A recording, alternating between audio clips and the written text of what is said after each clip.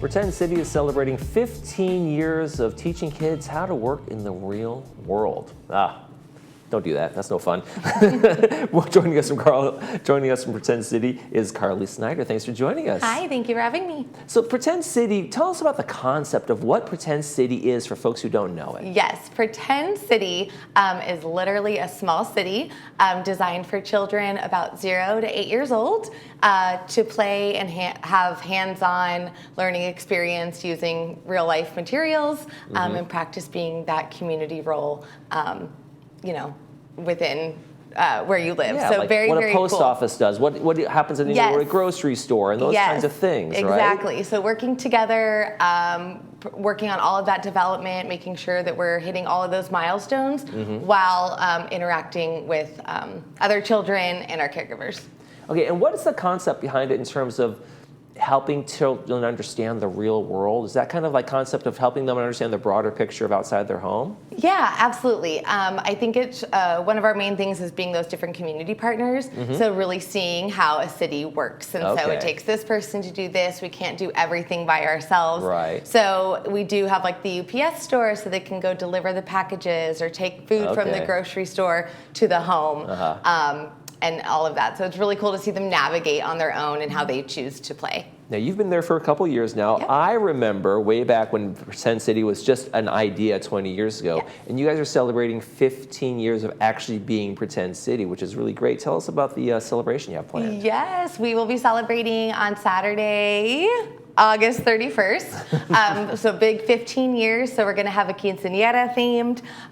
So it'll be really, really awesome. We have some dancers coming in from OSHA down the street, their school. We have some homemade churros coming in. Oh, wow. So we have a lot of really cool stuff, but to just uplift everything that we do and have everyone come celebrate with us. Yeah, and real cities celebrate their anniversaries too, so Pretend City should as well, right? Exactly. So more the merrier. It'll be a lot of fun. That's great.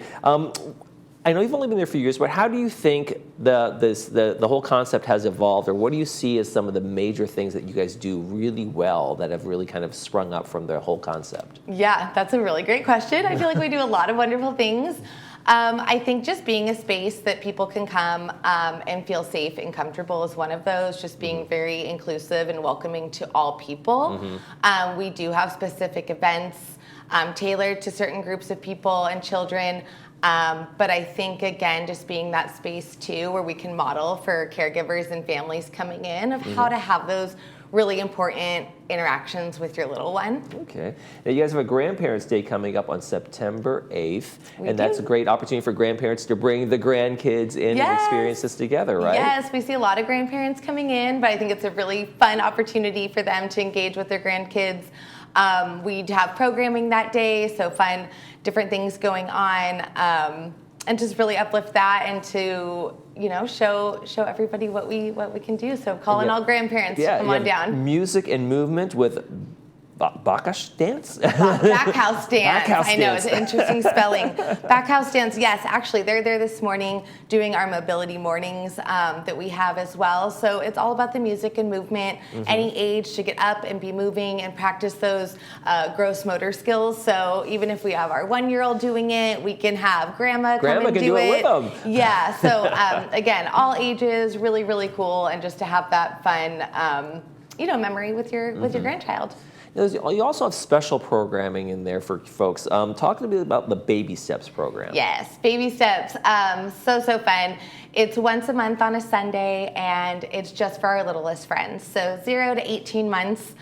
They come in the morning before we open to the public.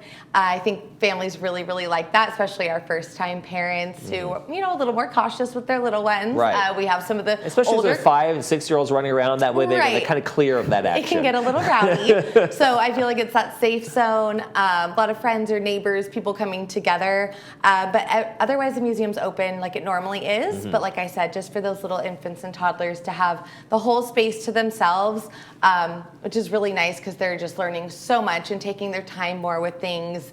And we really encourage that in general for children to take as long as they need to play with something or figure something out. So really, really cool event. Terrific. And then you have neurodivergent family nights. So tell me about what you do do special there for children that have those kind of issues? Yes. So our neurodivergent family night, we hold it twice a month. It's free. And families just have to register so that we have you on the list.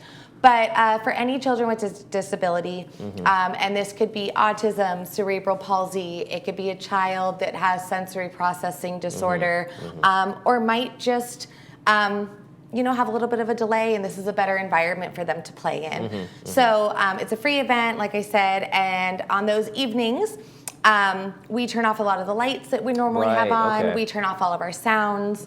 We have different materials like noise canceling headphones and, sunglasses. We have fidget toy, all different kinds of things that might be helpful for other children. I mean, we have those at all times, but we do provide a calming space for those kiddos coming in and bring in different community partners that tailor to that group. So it's really, really awesome. So we can get a lot of connections made for families. Yeah, maybe if some needed. services folks don't even know about that are out there. Exactly. And again, just a really awesome place where they can all come together and not feel any of that judgment and still have a great time with their kids. That's great. That's awesome. How about Way to Play Day? Way to Play Day, yeah. So we provide free developmental screenings for children 0 to 5.5 years old. That is always available on our website, but on Way to Play Day, we do it in person.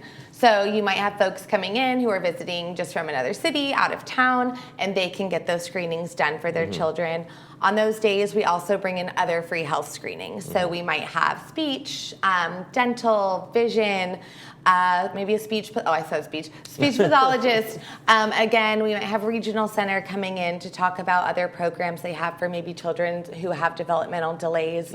So it's just kind of that one-stop shop to pop in and make sure that your child is developmentally on track. Okay. Now, we talked about Grandparents' Day on September 8th. You also have senior discounts for them on that day, and others, I'm sure. Yes, on that day and all the time, we do provide a senior discount. Tuesdays, we have one more Tuesday left of summer. Next Tuesday, we do offer $5 off for grandparents on those Tuesdays. Terrific. And then otherwise, Grandparents' Day, yes.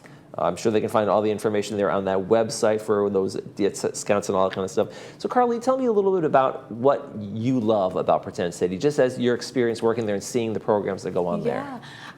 It's a wonderful place. Coming from a background of early childhood and working with families, it is absolutely a place that children can just be free, use their imagination and their creativity.